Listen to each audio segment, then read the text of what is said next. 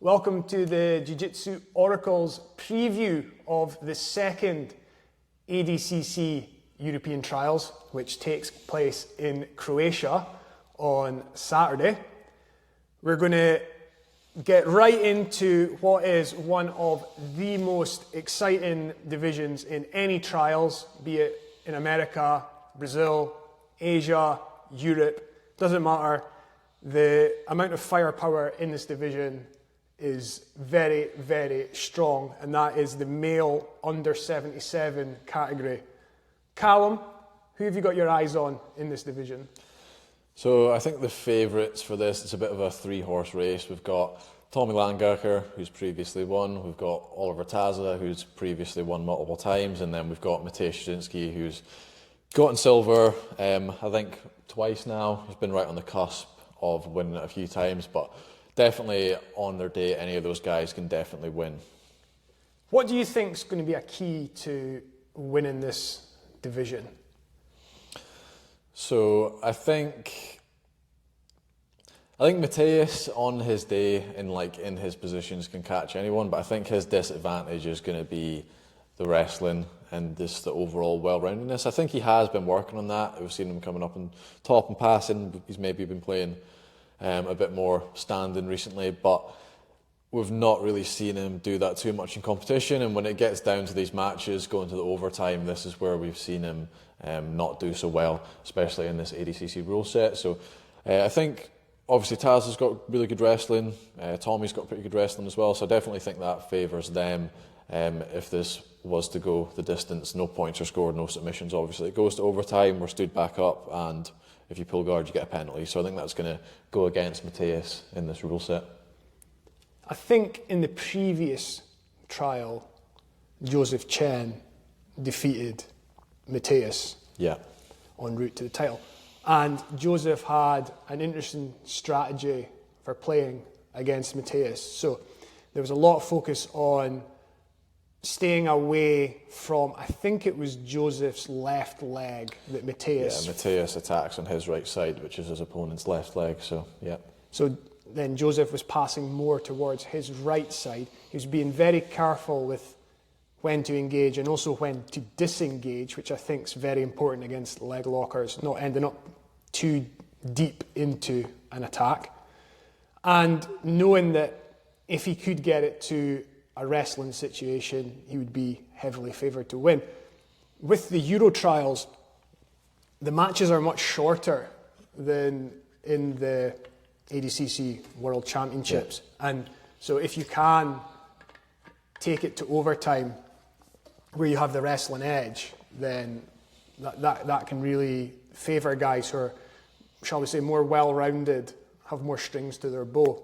So I think in the Euro Trials, it's 3 minutes before points. Yeah.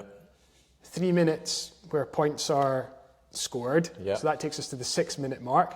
If there's a winner at that point, then the match is over. And then we go into overtime thereafter. Yeah, another 3 minutes. I think in the final it goes to 4, 4 and 4. But yeah, all the rest of the matches are 3-3 and then 3 minutes overtime. Okay. So we've highlighted Mateusz Szczynski there. I think if he is to win, his route to victory is probably by submission and back take.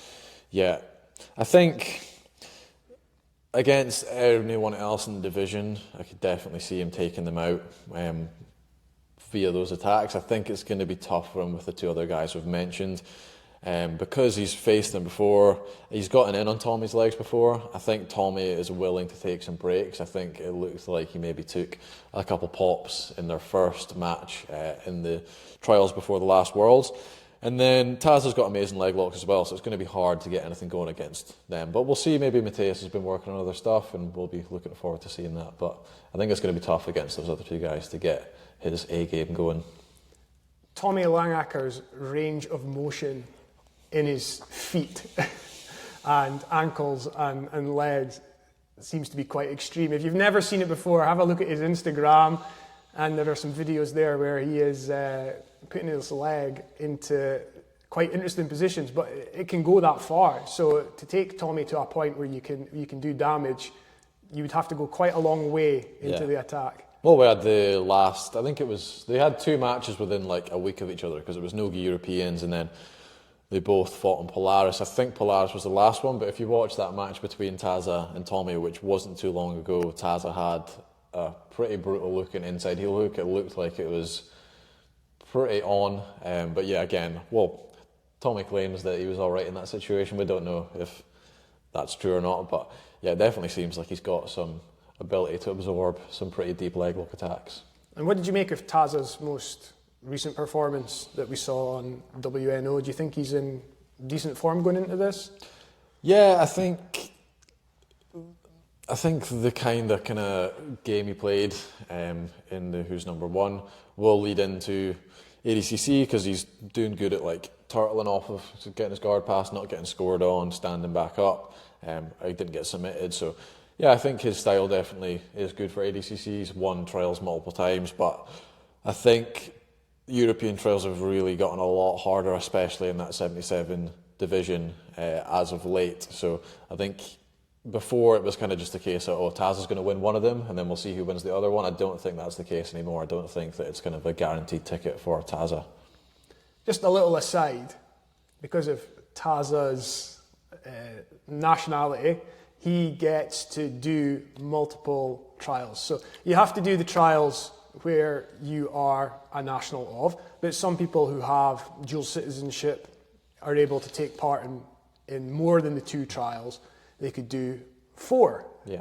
And I think that this isn't going to change because I'm mentioning it on our show. I was going to watch and definitely change the rules from this. But I just want to put it out there that I think you should have to pick 2 trials. You can do one in America, one in Europe if you want, if you qualify for both zones. But I think in the interest of fairness, so that nobody gets to do 4 trials and other people only get to do 2, I think fair that you get to do the same amount as everyone else.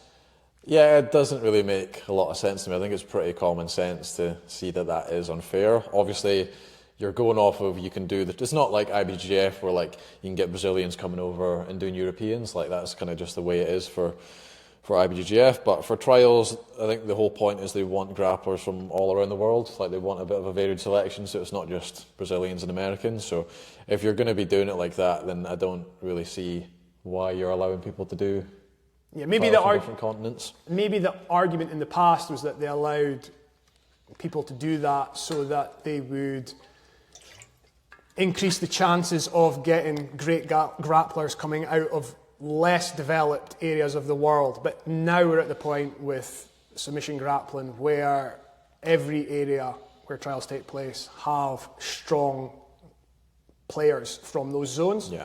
So I don't think it's needed that someone who's based in America but has citizenship somewhere else or a passport from somewhere else is able to jump into those trials, win those trials, and then ADCC is thinking to themselves, well, that's brilliant because we've now got a representative from that area of the world who's really good. There are really good people all over the world now, so I don't think it's as important. Now, said before we got into a bit of analysis that this under 77 division is one of the most stacked that you will find in any of the trials taking place. We've mentioned 3 people who we think will go far into the bracket. McTavish Jasinski, Oliver Taza and Tommy Langacker. Tommy that just beat the trials winner from America in Nogi World, so if you want any proof that the European trials is up there as far as toughness, there you go. Let's say those 3 get to the semi-final. We're looking for one more contender to come through and make the 4th slot in the semi-final. So who are some of the other names that we can keep a lookout for in this bracket? Yeah, so guy that got to the semi-finals last time, Tom Barry, he's definitely one that can go in there. Again, his game pretty well rounded, very good wrestling, very good top game, so definitely I could see him making it there. I think another dark horse would be David Sassari. He's done pretty well, like kind of here and there, but we've not seen him that consistently on the competition scene. Obviously training at one of the best gyms in the world under John Danaher, so it'll be interesting to see how much he's developed and whether he can put in a good run at trials. Tarek Hopstock, yeah, friend of our club, SBG Aberdeen, visited, put on a very good seminar all about footlocks, and he's incredibly dangerous with his leg attacks, so he could go quite deep. It would be nice if Tarek and Tommy Langaker were on separate ends of the bracket, because they always seem to meet at around the quarter-final stage. Yeah. And for two guys from the same country who often train together, then I think that's a bit rough on both of them that they have that match. And one guy that's just sort of came to my attention, did very well at a competition in England where he managed to beat Tom Barry, is Tom Myrnum. He's from Estonia. He trains at Preet Mikkelson's gym, which Preet is known for his defensive jiu-jitsu. But in the tournament, Tom's attacking jiu-jitsu was exceptional. And defensive good as well, though, because he was in a bit of a sticky situation with Tom, managed to get his way out of there. But yeah, definitely very strong leg locks and armbar attacks, so it'd be good to see him. And I think in this division, we're, outside of McTavish, who is so strong in a couple of areas, I would say for any other contender to come through, you are looking for someone pretty well-rounded there, especially when you think of the likes of like Tommy and Taza that are seasoned. Beating them in a competition match, ADCC, is going to be difficult unless you're a sort of outlier like Shizinski, where your attacks on the legs and going for the back are so strong that you can overcome that. So some of the guys I think that we've highlighted that might go deeper in the bracket, I would say they're pretty well-rounded. There's no one who's just got like one part of their game that's exceptional and it's lacking elsewhere. That brings us on to the 66 division in the gentlemen, which is also pretty stacked in terms of contenders. But also, we've got a situation, I think, in this bracket where you have a couple of guys whose all-round jiu-jitsu, especially in the ADCC rule set where you have to wrestle a lot of the time, is very strong. And then we've got some other contenders who are very, very good at certain areas of the game. The question is, will that be enough to take them all the way to the gold medal at the trials? We'll find out on Saturday. But Calum, let's start off by running through some of the candidates to take the gold. So we've got, as far as I'm aware, 3 guys that have previously won trials. I think the number 1 seed, I would say, would be Ash Williams. So he won the first trials from before last year's Worlds and then got to the final of the last one, lost to Owen Jones in the final. So I would say him probably number 1 seed. And then we've also got Sam McNally, who, again, he won the other trials from before Worlds last year, but also put in a good performance at ADCC Worlds, taking out the number 1 seed Gary Tonin, and then had a really good match, second round against Josh Cisneros. Don't know if it was a bit of bias from me, but I thought he won the match, went to decision, so obviously shows what he's capable of on the day if he's having a good day. The one thing I would say about Sam, great skill set, very well rounded, on his day can do very well, but I think compared to Ash, he's a bit more inconsistent with his competition performances, which is why I put him below Ash. And then another previous trials winner, we've got Kamil Wilk from Poland, good friend of Mateusz. Similar-ish game, very strong in the leg locks, but again, not the most well-rounded.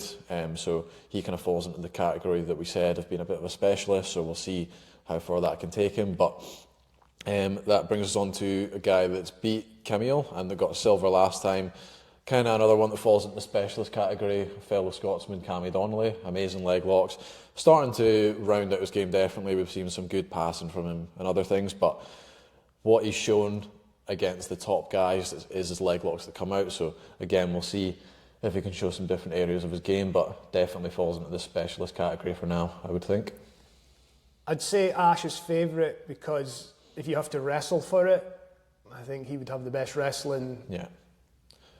And it's not just that, like, obviously wrestling has became quite big in the no-gi scene recently, but like Ash has been wrestling for years. So it's not just like Ash has been like, okay, I want to win ADCC, I better work on my wrestling. This is something we've seen Ash do for probably close to a decade now in competition. So I would say though, when it comes to that overtime situation where now, and this is what happens with sport, people work out ways to play their game. Yeah. So I remember Joseph Chen talking about his match against McTavish last time, and he said even although it got to the overtime and he was favouring his chances there because it would start in the feet, he was concerned about the way McTavish would shoot, because if McTavish shoots and then establishes essentially the turtle position for 3 seconds and then pulls off that, he doesn't concede the penalty point. Yeah, I think there's other ways as well. I think if you hold on to a single leg for 3 seconds and pull off of that, you're safe as well. So some ways to get around the penalty rule. Which, if you're a specialist, you should definitely be training. 100%, yeah. As well as training your wrestling to become more... It's a short-term fix. I think training your wrestling is a long-term fix. The one thing with the specialists, I would say, is it might be enough to carry you to a victory in the trials. We'll see. But are you going to ultimately win the world title at the ADCC? Which I think, like, if you're a competitive athlete and you're doing the trials and your ambition's to win the trials, obviously your ambition then would be then to go into the World Championship and do very, very well there. And I think at that level, the days of like just specialists managing to get through a bracket with so many amazing all-round competitors are gone, and you have to have every box ticked if you're actually going to come out on top at that level. Yeah. So 66 and 77, both divisions that have multiple people who could go all the way and win the title, and both divisions that have a couple of guys who are very, very strong in some elements of the game, not taken away from the rest of jiu-jitsu, but just like particularly strong in a couple of particular areas. Especially what they've shown in competition, they could have other skill sets that we've not gotten to see yet. No, but their competition game is very strong around these areas. And they kind of, I tend to think in competition, under stress, you will default to where you are strongest, especially in a short match that might be 6 minutes. Yeah. So, and then we'll see if it's the more well-rounded players that their skill set carries them through, because you're going to be there's going to be so many matches on the day, and you're going to be tested in so many different ways that if you do have a couple of chinks in your armour, you could be found out. Yeah. So who's your predictions for those two divisions, if you had to call it? Ash Williams for 66, experience, pedigree, been there and done it, submission threat, great defence as well when I've seen him in positions where he's tested. So I will say Ash to take 66. Who will you say? I would say Ash for the same reasons. Won trials before. Not that he's the only person in the division to do that, but yet very well rounded. Anywhere the match goes, he's going to be pretty comfortable. He's beat Camille as well. Don't think he's had a match against Sam yet. I know him and Cami were training together in summer, so be interesting if they have a match together, whether that'll play a part in it or not. But yeah, I think experience overall, well-rounded game. Definitely have to go for Ash on that one. Right. Now, just for this next bracket, to show that we're not colluding, we'll do it like rock, paper, scissors, and then we'll see who we think will win, right? And if it does come out the same person, you know that we are of differing opinion, because we've not done this before, and probably when we both blurt out the name at the same time, it's going to sound terrible, right? So 3, 2, 1, Tommy Lanniker. Yeah. Okay, what's your reason for Tommy? Because it might be different to mine. Yeah, so again, Tommy is very well-rounded. I think the biggest reason is like the two other guys we've mentioned, kind of proofs in the pudding. Tommy's beat those two guys fairly recently twice. He beat Taza and Mateus at Nogi Euros back in October. I think it was October or early November he got another win over Taza, and then the last trials in an ADCC rule set he got a win over Mateus. So that's the biggest reason, like going off of history, he's beaten those two guys before. As well, I think out of those guys, just like competitors' ability to win matches, through Gi and Nogi, I think Tommy's kind of shown the highest pedigree for that. As well, physicality, I've seen Tommy talking about before, kind of in off seasons, he's walked around about 90 kilos. When he cuts down to 77, he is pretty big. We see some other guys that are like middleweight that go up to 88, but obviously he's decided to cut down to 77, and he can do that and still perform well. And when he does that, he does look pretty big, pretty physical for that division. So yeah, for all those reasons, I'm going to go with Tommy. He's been competing very well recently, so he's in good form.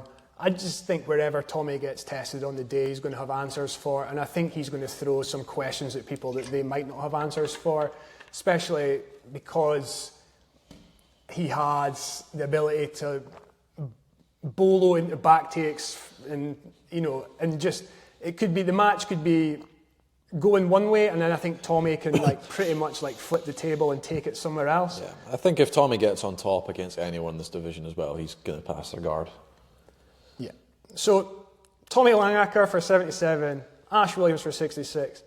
Moving up to 88, I would say this division is the one that highlights the need for endurance, because it is always going to have grindy matches in it. The 88s, typically, great athletes, can move very well, but they're also big guys, very strong, and you can get bogged down in wrestling exchanges. So I tend to see guys like Santeri Lilius come through this division, and when you're facing guys like that, they are going to take you into some deep waters with lots of pressure on the feet and on the ground, and the matches can get a bit sort of grindy at times. So the guys I'm looking for to come through in this division are ones who've shown the capability to basically spend a long day on the mats, competing well, match after match after match, and racking up the wins along the way. So, Calum, who do you think, to give some names, might be contenders to win this division? So I think the favourite for this division, he's kind of separated from the rest of the pack, I would say, is Adam Warzinski. So we're presuming Owen O'Flanagan's getting an invite. Santeri won the last one. For some reason, Adam didn't do the last one. He didn't even do the ones before that. But the year before that, I think back in 2019, I don't know if he won the trials in 2018, but I think he regardless. Won 2018. Yeah, so regardless, the one before 2019 Worlds, he did that. He won. He got put out first round with a close match with Josh Hinger. So he's won the trials before. He looked really good when he did that. His gi game as well transfers pretty well over to no gi, like we kind of discussed before. He's not playing a lot of guards using the sleeves or the lapels. He's playing butterfly guards, single leg X. I've seen him play reverse Delahiva and no gi as well. So his game transfers over. And I think, again, overall grappling pedigree, between gi and no gi, he's far and away the best guy in that division. So I think it's going to be tough for anyone to beat him on the day. A dark horse for me, did not bad at the last trials, won a couple of matches, but I think he's got the potential to do very well as Taylor Pearman as well. He started working with Dima. Dima's, for the European guys, he's seeming to be one that they're going to. There's a few guys in this trials that are going to him to get coaching. He's coaching Owen Jones just now. I think Joseph Chen's his most famous example. So we'll see how that plays into it. He seems to be pretty good at coming up with strategies and refining people's skill sets. So we'll see if that can take Taylor to the next level or not. But I think he's one to watch as well. I think Wardzinski, there's nobody with the same level of form going into this tournament than Adam, because he's just off beating Felipe Andrew and Pedro Machado, two great scalps. He looked incredible at the Euros that just took place in the gi. So he is definitely performing exceptionally well heading into this. Yeah, the one thing, we've not seen too much wrestling from him. We'll see if that could be a chink in the armour, but I think his overall jiu-jitsu will probably be enough in that division, I would think, to not have to go to the wrestling. But again, we'll see if that's the case or not. Yeah. My one to watch in this is Chris Wojcik. He's previously done really well at one of the US trials, getting to the final four. He also did well going pretty deep at the last European trials. Trains at B Team, so obviously great gym to train at, good training partners, good coaching.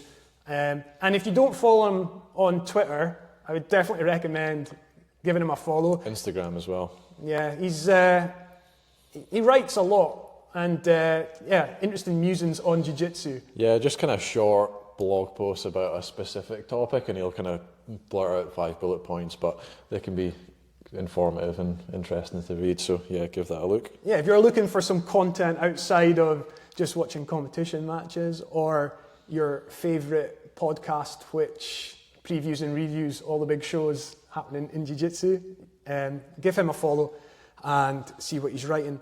But yeah, I think to win that bracket, even although we've talked about, Adam's pedigree, he's probably going to get tested over time against some guys who can be grindy. So I think 88, I'm looking for someone who's able to endure a lot on their way. 77, it's the depth of the division that is going to be such a difficult hurdle to overcome. And then 66, we're looking at consistency on the day, as you highlighted. Can Sam McNally put it together against someone like Ash Williams, who's always like on it in competition. 99, this bracket, I would say, is the most wide open of all the male brackets that are happening on Saturday.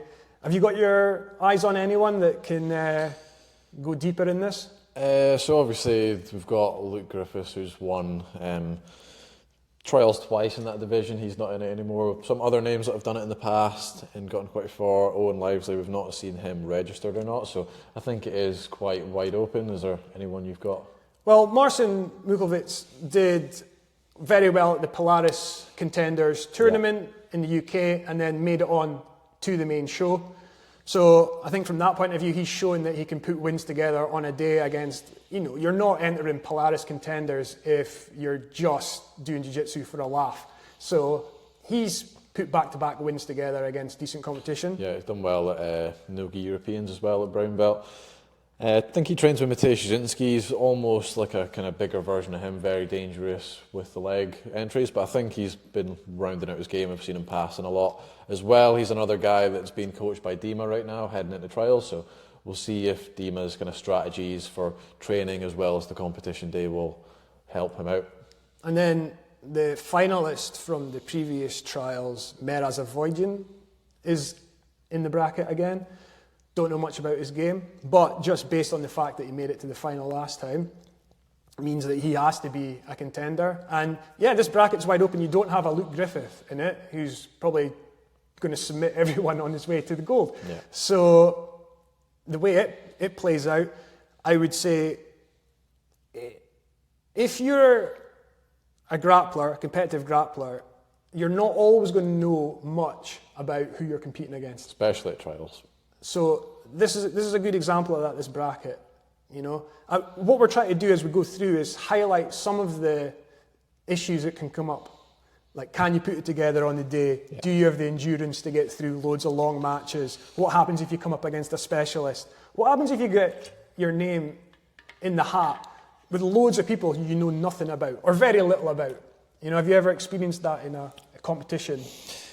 Yeah, definitely. For me, I'm not doing like ADCC Worlds where you do know everyone in the division. So yeah, it's definitely the case. And I think the one that highlights that from last trials was 66, the 2 finalists. I think a lot of people won't have known who they were. Who were they?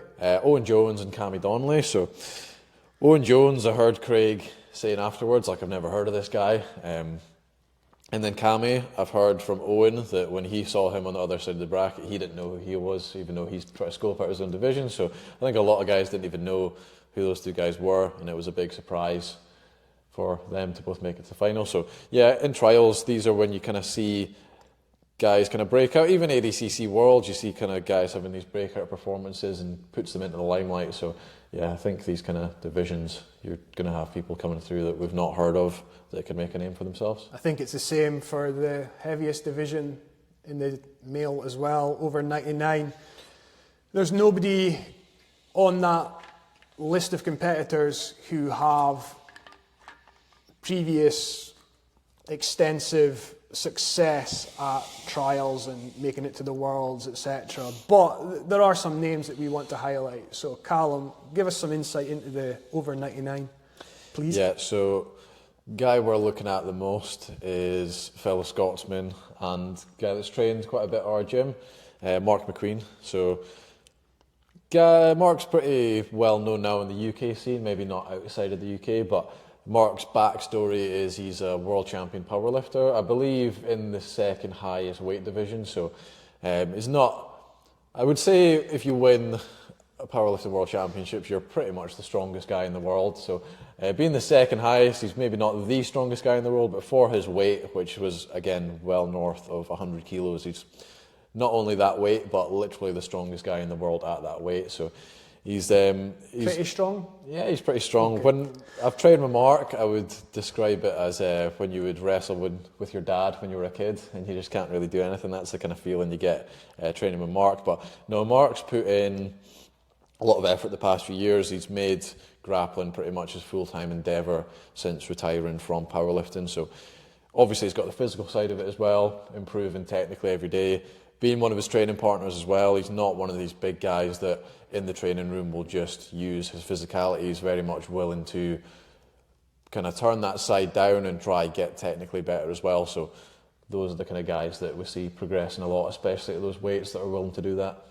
Having Mark in the gym was a great experience. I think being given an insight into how someone who's achieved what he has athletically goes about his business sort of opened my eyes as to like what you have to do to reach those kind of levels. So, you know, very quickly when Mark joined, he was settling into a routine, incredibly consistent, willing to reach out for the best training possible. So although he was based in Aberdeen for a couple of years, he would travel, you know, between an hour to an hour and a half north of here to another SBG gym, SBG Murray, where they have a really, really good wrestling coach and a group of guys that train consistently together once a week wrestling. And Mark would go up there to access that training and then come back. Yeah, and back to Glasgow at the weekends. I think I heard him say he was racking up about 500 miles a week on his car, just travelling about to get the best training possible. So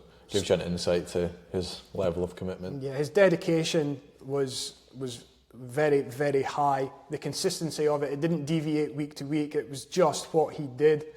And his focus in training on trying to improve at jiu-jitsu has been huge, because obviously he's very strong athletically. He's very strong, right? But and you could just rest on that and be good enough to beat a lot of people.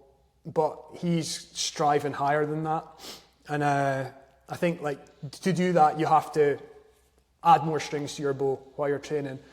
Learn areas of jiu-jitsu that, you know, you might not necessarily use a lot of the time, but there'll come a match where you are tested and you have to find that. So I think I wanted to highlight, if you ever get the chance to be around an athlete like that, it's definitely worth taking the experience, because you can learn a lot from it. The other side of it was the strength barometer. So in every gym, there's always the strongest guy, and then if you're used to interacting with that guy, you think, oh, that's the strongest guy, that's what it's like to be really strong.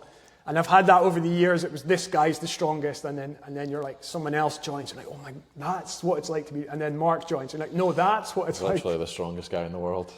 So if you do get that experience, it's really valuable, because quickly you learn what does work better than what doesn't work. And I think it's what doesn't work becomes very, very obvious very quickly. Extremely valuable if they're a nice guy like Mark, otherwise it can be quite a catastrophic situation. But Mark's a lovely guy and doesn't hurt any of his training partners, so yeah. So it was a great experience to have him in Aberdeen, and hopefully he does well in the trials. I know his ambitions to make it to the big stage in Vegas, so fingers crossed for him. But a couple of other guys that he might run into deeper in the tournament. One, Oscar Svels, who managed to score a leg lock on Mark last time and has very good leg locks from kind of half guard bottom position. And Fedi Vosgroen, who was a bit more active, I want to say. Certainly on my radar, I saw him a lot more a couple of years ago. But he'd managed to rack up a lot of impressive victories, maybe like 2 or 3 years ago. And, you know, it might just be that he's slipped from my view, but seemed to be a little bit quieter on the competition scene of late, but certainly has the pedigree to win against the level of competition that he's going to face in the trials. Yeah, good style for ADCC as well, very wrestling focused. So yeah, so 99 above and below. I don't think there's any like clear favourite just to go out and clean out the division. But 2 or 3 guys in the brackets that we'll definitely be looking out for to go a bit deeper, and then you'll have some names come through that you're not really aware of, but that's what can happen in competition, and then that's why you have to be rounded enough to answer the questions that you'll get asked. I think an interesting thing about that division as well is it is so physical and athletic that you do get these guys like Mark that haven't been training as long as the other guys but are world-class athletes in another field, and we saw that from the Australian and Asian trials. There was, I can't remember the name of the guy, but I think he lost first round to Felipe Pena in the Worlds, but I think his background was professional rugby, and he jumped over to Jiu-Jitsu, only been training a couple of years and managed to win the trials. So I think in that division especially, you're going to get guys like that are really world-class athletes coming over. So could see a guy like that coming through as well. Okay, moving on to the women's brackets. ADCC now operates slightly different weight classes than previously. So it was above and below 60 kilograms. Calum's giving me the nod, so I'm right there. And then they've now split it into 3. So you have under 55, under 65, and over 65. And I believe at the first set of trials, it was more just a tournament. And then this set of trials, it is the winners that are going to advance to the ADCC finals. Yeah, just because the men's brackets, it's 16 per division. For the women, it's 8. So unless you are going to have every participant be from the trials, you have to just have one of the trials from each continent be the actual qualifiers. So, yeah. And there are some names through the brackets that we're going to keep our eyes on, that we favour to go pretty far. So under 55, someone that we've mentioned before, Margot Cicerelli. Calum, why do you think she might do well? Again, similar to Adam Warzinski, she's coming from mostly a gi background. She has dabbled in no gi a little bit as well, but just her overall pedigree as a grappler, I think, is quite a bit ahead of the other people in that division. As well, like we spoke about before, coming out of AOJ, she was a really good competitor before that, but AOJ as well, putting guys into the no-gi scene that are doing very well as well. So we'll see how that training is going to help her in the trials. And just off winning the flyweight division, I believe, at the Euros. So she's come into it in good form. Yeah. Under 65, Rosa Walsh, black belt under Fionn Davis, who is pretty much the best female grappler at her weight in the world. What do you think about Rosa's chances here? Do you favour her? Definitely. I think she's got a good style for ADCC as well. Pretty well-rounded, very good on the feet. She is kind of breaking through just now. She's got some big wins and big competitions, so I definitely think this is one where she can win this division. Yeah, I believe she's previously got a victory over Natalie Ribeiro, who's a no-gi world champ. So she has shown the capability of managing to beat people who have achieved a lot. Yeah, so being best friends with the best female grappler in the world as well, I'm sure is quite handy. Yeah, I'd say our training's probably going pretty well heading into the tournament. And then over 65, a grappler from the UK who I often see doing well is Nia Blackman. She's managed to do well at purple and brown belt. I think she got silver at the no-gi worlds at brown belt. So when I'm looking at the list, there's not a lot of names that jump out immediately, but she is one that I have seen do well and be active in the competition scene. So she could go deep. There's also Hannah Griffith, sister of previously mentioned Luke Griffith, and if she competes anything like her brother, then I'm sure she'll do pretty well on the day. A division where there's probably no standouts, like we've just talked about with the higher weight classes in the male. And again, it's going to be interesting to see like how the draw pans out, who faces who. I think that could come into it. That's definitely a factor to consider in competition as well. It's like often the way the bracket pans out, it's like you could have 2 or 3 of the best guys face each other very, very early on, and then into the later stages, you're getting people who you don't really know. It's less likely to happen at a 77 where they're going to keep all the big names away from each other. They didn't do that last time, but hopefully they do that this time. Had Joseph Chen fighting the 3 best guys in the division back to back, so hopefully they don't do that this time. But well, it wasn't Joseph's first round match, was it? Yeah. But can we just to touch on that, to bring it to a close, and why we think now that, like, particularly that 77 division in the Euros, but the European trials are becoming so strong and putting people forward into the World Championships that can go pretty deep, is Joseph Chen's last run at the Euro Trials is perhaps one of the best trials runs of any trials that has ever happened. So he beat 3 people back to back to back. Calum, can you talk us quickly through what he achieved that day? So he basically beat back to back to back the 3 people that we mentioned as being the favourites. So he beat McTavish, who had previously broken his foot at the last trials. Then he beat Tommy Langacker in the semi-finals, and then he beat Oliver Taza in the final. So there was some speculation that the person organising the bracket was potentially friends with some of the new wave guys and some of the guys from Danhurst Gym, maybe Taza, because Taza was on one side of the bracket and then you had all these other guys, including other top guys like Ellis. Ellis didn't get to compete on the day, but Ellis Younger was that side of the bracket, so you had a lot of the stronger grapplers on that side, and people were questioning why it wasn't split a little bit more. So there was speculation and maybe some allegations that you have seen online that you're merely talking about on this podcast, but in no way is Calum alleging or speculating on anything untoward happening.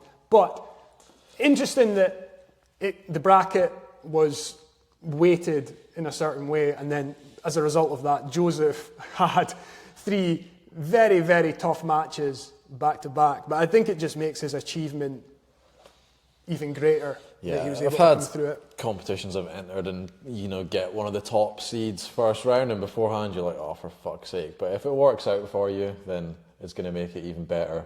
So apologies to anyone listening who's offended by explicit language. I believe that's the first F-bomb that Calum's dropped on the podcast, but that's where we are now. So he's set the tone. Tune in again. You may hear some more swearing from Calum. We'll be back after the trials. They take place on the Saturday. We'll have a chat Saturday or Sunday and get a show up pretty quickly thereafter, giving you an insight into who won, but also why we think they won and came through. If you were keeping a note of our predictions, you can see how well we did. But should be another awesome European trials, and definitely one of the best trials happening anywhere in the world. Yep.